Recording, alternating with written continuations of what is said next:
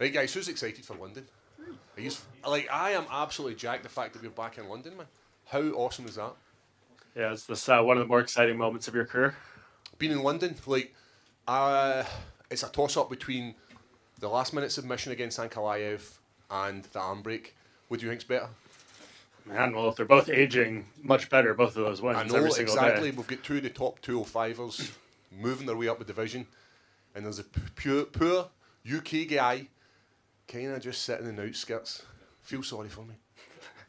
Does that give you more confidence, though, seeing what Ankalaev, seeing what Jamal Hill are doing in some of these recent performances and where they're kind of sitting in the rankings? Definitely. One of the things that you always do is compare yourself to other guys in the division, and you want to know that you fit there, because that's what it's about, and it's about, am I good enough to be in that top 10? Seeing what Jamal Hill done in his last two fights gives me confidence, and seeing what Ankalaev's doing to the top prospects in the top 10, so it's just filling me with hope. Yeah, definitely. And you come in against someone like Nikita Krylov, who has a lot of experience as well. What do you just think of this matchup? What does this do for your career? Definitely, like, breaking into the top 10 has been a goal for me for the last 2 years. We had COVID, which set that kind of on the back burner. You know, it was about getting fights. So for my new year, new resolution, all this kind of nonsense, it was getting into that top 10. And there's one guy standing in my way at the moment, and it's Krylov. So what I'm looking to do is put on a performance of the night, not to get the bonuses, but to get my name in the mix for this top 10, top 5, be a title contender. Because going 15 minutes and taking damage and putting on a performance are two different things. Going to 15 minutes, people can get a wee bit bored of that. They don't really want to see decisions, they want to see knockouts, they want to see submissions. So it's about putting on a performance for me, and it's going hell for leather. It's about looking for these submissions, looking for the finishes, and not playing it safe. And we see that quite a lot of fighters do that. Quite a lot of fighters will just play safe and get the victory at the end. That's not what I want. What I want is I want performances of the night. I want to be remembered for putting on performances, entertaining fans to be like, Paul Craig, he's not the best, but by God, does he put on a performance? Yeah, and you look at the ingredients here. I mean, 42 wins between the two of you. I think there's only one decision, and that's on his side. Yep. So when you go in there, do you meet fire with fire, or do you have to be cautious in the early going to make sure you don't walk into something or make a big mistake? You know, you always need to be switched on. You don't want to go fire for fire, but I think this fight deserves fire for fire. I think it needs to be blood, sweat, tears, snorters, the full shebang. I think that's what it needs. And especially a fight with two of the top 10 205ers, and we're on the early prelims. I think that's the fans who are watching the prelims are going to enjoy this fight to kick off the prelims with, as opposed to waiting to the main event where the fight's already done. We'll be out having a few beers, we'll be away to the dancing, we'll be celebrating. And we know he is, has ties to Ukraine, and there's a lot going on there. And we haven't had the chance to speak to him, so we don't know exactly where he's at mentally. But what do you kind of just make of what maybe he's enduring, personally, and on that side of it going into this fight? Yeah, he's a professional, and I'd love to say that it's not going to affect him, but he's dealing with something bigger than UFC, than a fight of a top 10. His real fight is much bigger than the UFC. Thank you, Paul. Paul? I saw you and Nikita like eating breakfast like right next to each other yesterday. Yeah, I didn't even know what was in behind me. Yeah, it was like you guys were like back to back, right? Like, so I turned round, and you know that way you kind of notice someday, it didn't look that big. No. Like, you know when you look at people and you're like, whoa, he's a bit of a man, isn't he? I looked at him and I went, his neck's a wee bit on the thin side. You obviously have like an incredibly high level grappling. You talked about like when you broke Jamal's arm.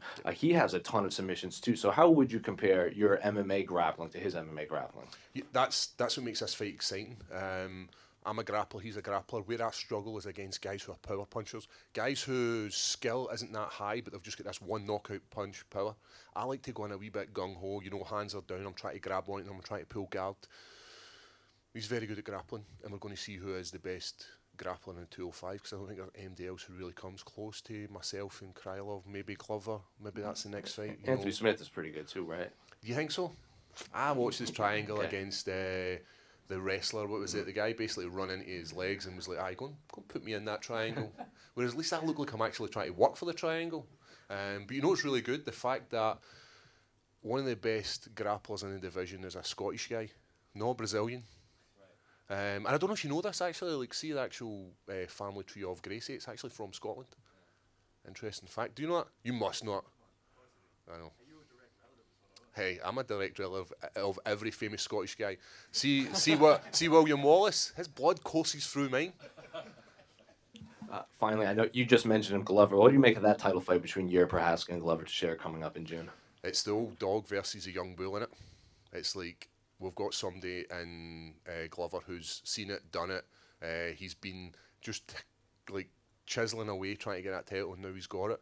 And I think it's going to be a lot harder for Yari than a lot of people think. I think they expect him just to go in, do a crazy bit of spinning shit, and it's game over. That's not going to happen. Glover's too old and too wise for that.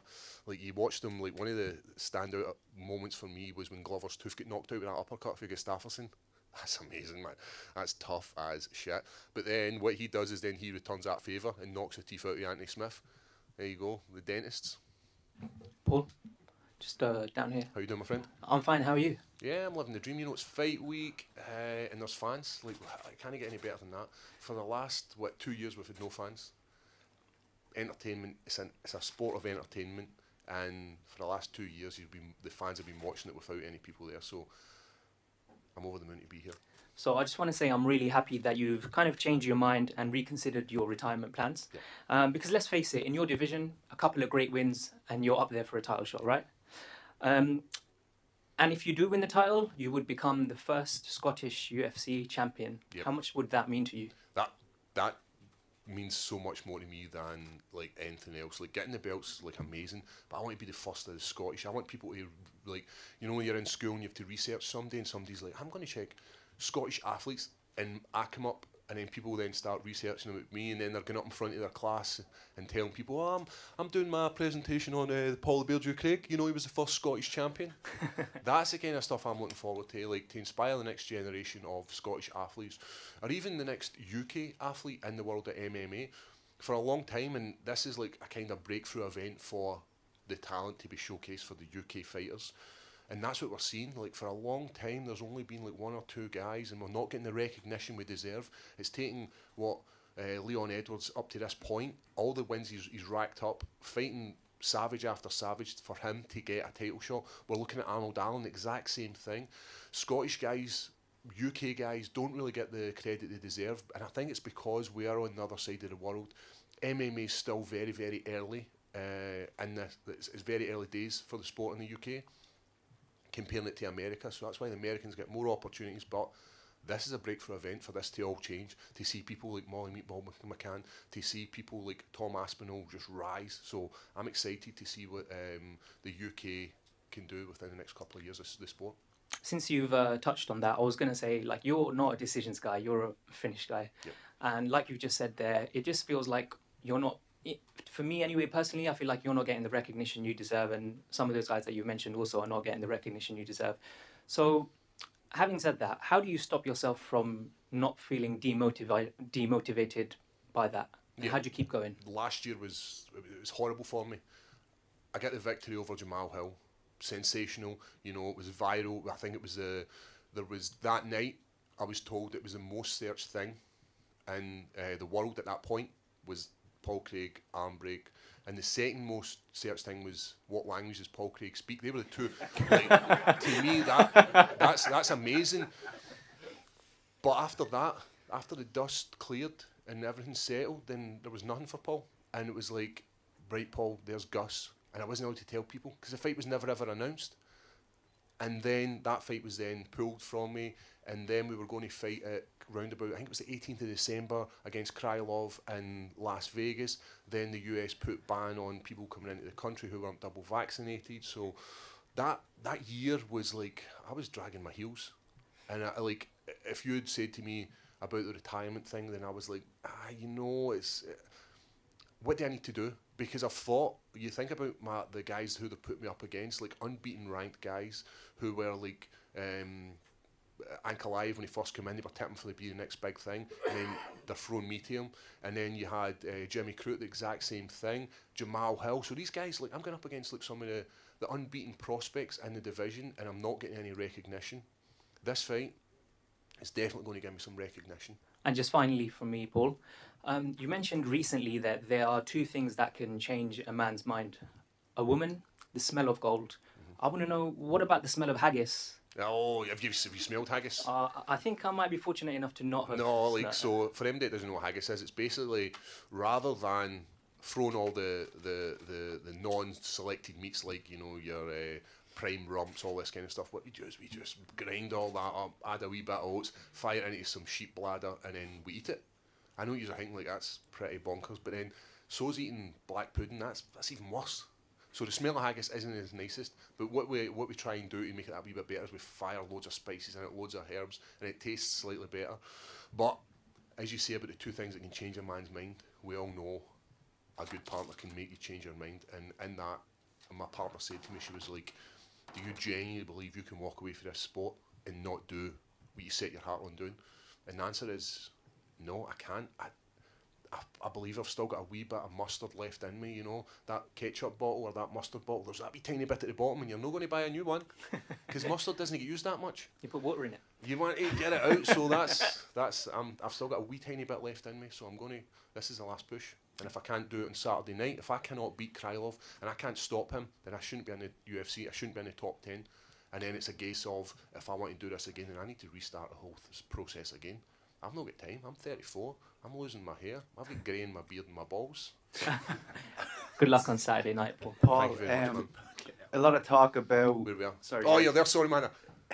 A lot of talk about the golden era of UK MMA, and obviously the fan base very stimulated ahead of UFC London. But have you thought about what happens if it does turn out to be a huge win streak for the UK? Scotland will have huge wins. Wales will have huge wins. Birmingham, Liverpool, Wigan, Ipswich. I mean, we could be leaving this event with a whole new intensity to the fan base. Do you believe that can happen with this cast of fighters? 100%. Well, I tell you, I'm going to tell you, you know, I don't care. What's worse they can do? They've booked various events around the UK this summer. They have booked places like Liverpool, Manchester, Glasgow, London. They've booked them. And it all depends on what happens on Saturday night, what we're going to get. So there is going to be another UK. There's going to be a huge show for UK fighters again. So it's going to be a regular thing. And I'm probably going to go out here and I'm probably going to get my knuckles wrapped. Who cares? What's the worst they can do? Pull me for the show. What would it mean to you to go back to Scotland? We've talked a lot about the Roundtree fight, and you know it's something that you want to make right for a very long time. How much would that mean to you to get the opportunity to compete in Scotland again and make that right? I feel like I didn't do my best.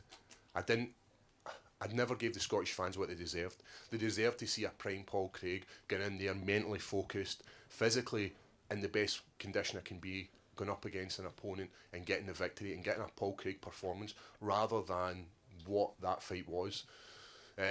Mentally, physically, I wasn't there. More mentally than physically. You can do all the physical stuff in the gym. You can lift weights. You can hit all your numbers. You can go into the sparring sessions and win every sparring session. But when it comes to that walk, and if you're not in your head, then you get what happened to me in Glasgow, lying on your back with the soles of your feet, everybody looking at them. Going up against a guy like Khalil Roundtree, we've seen it at the weekend. The guy is a savage. He's got power, he's got intensity, he's got something, he's got a bit of psycho about him, and he's a savage. So taking a loss for him, it's not a bad thing to receive, and it was a humbling experience because I'd lost in Vegas 209, and then I had came to Glasgow far too early, and they two losses led me to London, led into the rebirth of Paul Craig, because I needed that. I got to the UFC, I was very, very green, very, very inexperienced, mentally, physically, emotionally, all the things that go along with that. I was a kid. They two losses made me a better athlete and then made me be able to dig deeper and know exactly what I was losing when it came to UFC, because I was going to lose that come London. Appreciate it, Paul. Nice. No worries. Paul, I'm pretty sure in September you'll be unbeaten for 3 years now, winning 4 of your last 5. What do you attribute the good run of form to? There's a whole host of things. You could say it's down to one person, but it's not. It's like there's a whole team there. There's got my coach Brian Gallagher, who's always doing the research, always trying to improve me in areas. So even if I'm not in a camp. I'm still trying to improve. I'm still trying to improve jiu-jitsu. I'm still learning in the sport of jiu-jitsu. He's improving my stand-up. I work with a sports psychologist as well, who is improving the mental side of things, because a lot of people underestimate that walk that we have to make. It's scary. First time I had to make that, everything, like the butterflies in my stomach, and that was with no pressure. The second time I had to make that, there was more pressure because it was a main event, or it was opened up the main card for 209. There was a lot of pressure on me, and that was consuming me. And then to go out in Glasgow and hear the love that the Scottish fans were giving me, it was overwhelming. So now I'm able to control that through loads of different techniques like visualization, like talking about stuff with him. So I've got that. One of the massive things as well was changing my conditioning, changing my nutrition, because there's loads of cogs in the engine to keep this going, and that's what it was. So working with like Adam to improve my conditioning, and rather than doing the stuff that you enjoy doing, you know, when you enjoy going to the gym and you lift weights and you're like, this feels good, let's add on more weight, I feel great, I'm feeling amazing. He's like, no, you're doing the maximal sprints 10 times. And I remember messaging him and being like, have you got this right? Because he kept just upping the number, and I was like, yeah, like, are you got this right? And he's like, are you questioning me? Like, just do the hard work and get it done. So it's a whole host of things, but it's crazy to think 3 years in this sport I've been unbeaten, and I'm still just chipping my way. What I'm looking for is another 3 years in the sport unbeaten, with a belt round my waist, and retiring and leaving this sport as influential in the UFC. And obviously, you're now in a position where you could be fighting for a title in the near future, and you opened up on the loss to Khalil Roundtree in Glasgow. Once, like, did you ever envisage then that you could be in the position that you are in now? Because I know that obviously you've now retracted this. You did set a timeline that you said by the time of 35 I'm out. So after, in the fallout of that loss to Khalil, did you think that it'd be possible to be in contention? After the loss of Khalil, so it was a whole thing that happened. Getting to the UFC was my goal. Like, I had set the standard of, I need to get to the UFC. Once I got there and I got the victory, I didn't reset goals. I didn't assess where I was going, and I was just fighting. And when you're just fighting, you've not fueled by anything. There's losses, there's things that happen to you. I was in like a bit of a self-destruct mode there, because you doubt yourself. You doubt, like, many times I remember lying awake at night feeling like I don't deserve to be in the UFC. I felt like a fraud. And let's be honest, I was a fraud. I get beat off two high-level guys, but I was a fraud. I shouldn't have been there. And it made me work harder. It made me a better person. So if you'd say to me back then, after the Khalil loss, do you think you'll be a title contender? Do you think you'll be in the top 10? I'd have probably told you no. I would have lied to you. It would have been one of these things where I'd have said, oh, definitely, I'm going to be the world champion. But ultimately, in my heart of hearts, I probably wouldn't have believed it. So you look 3 years down the line for London, the last fight in London, and my life's totally changed. It's changed for the better. It's changed better for my family, and it's changed better for me. It's changed better for my team, and I'm inspiring the next group of guys in my gym to be UFC level fighters. And another question I just wanted to ask: are you now fully training as a fighter? Are you no longer teaching? No. You can give 50% to like becoming a teacher, or 50% to be an athlete, and the two of them can fail. You can be a really shitty teacher, and the only people you're going to let down is kids who are dependent on you to mould them into the next like young adult they can be. Or you can be 50% in a fighter and be getting hurt and be getting kicked out of the UFC because you're not pulling your weight. So it only made one decision to be a full-time fighter and 100% focus on becoming the best I can be. Like, that was one of the things as well. Do you want to be remembered for the guy that could have been something, or do you want to be remembered as a guy that was something? And I believe even now that I'm something. I'm something that's within this sport. I'm a title contender. I've got a few records. Like, right, I might be the second most submissions in the light heavyweight division, but I'm still in these rankings. People look at it and be like, Paul Craig, oh, he was a guy with a beard and the crazy triangles of submissions and the blue face paint. So, like, I'll always be remembered in this sport. Cheers, man. Thank you. Paul, how you doing, my friend? Yeah, good, mate. How are you? Are you calling it? You're like, hey, we'd be done. we've got all day. Cheers. So last time we spoke, you were really excited about obviously the Gustafsson fight. Was it difficult mentally to move on from thinking about Gus because you were very excited about that fight? Because as much as Nikita's obviously an incredibly tough opponent, he doesn't have the same name recognition as Gus. So was that tough mentally to switch up opponents like that? It was, because we'd done a full fight camp for Gus. We did a full fight camp that came to like maybe 2 weeks before we were meant to fly out to Vegas, and the fight was cancelled. And when that, it just feels like it's just been ripped for you. And the UFC then phoned us up and said, listen, we know you deserve this fight, but do you want to wait, or do you want us to set you a new opponent? And we says, can we wait? Can we just play this one out, because we really want that. I remember he's the guy, the cover of the game, like the computer game, it's him and it's John Jones, and he's the top European guy. He's like... So to pass that up and feel that slitting out your hands, it's hard.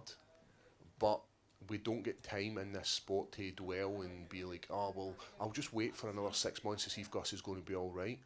And then it turns out he's not actually coming down to elite heavyweight. I think he's staying at heavyweight. He's fighting Ben Rothwell, I think it is. So, like, we could have waited another 6 months for that fight and been, like, just sidelined for a whole year, rather than the UFC said, listen, we know you deserve a big opponent. Would you be interested in fighting Krylov? Even though they've tried to set this fight up, like, 3 times prior to this.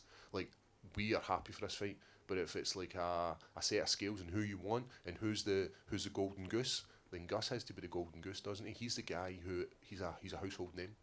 And last one, last fight you beat Jamal Hill and then went out for a few drinks with him afterwards. And you think you're going to go on the sesh with Nikita Krylov after this?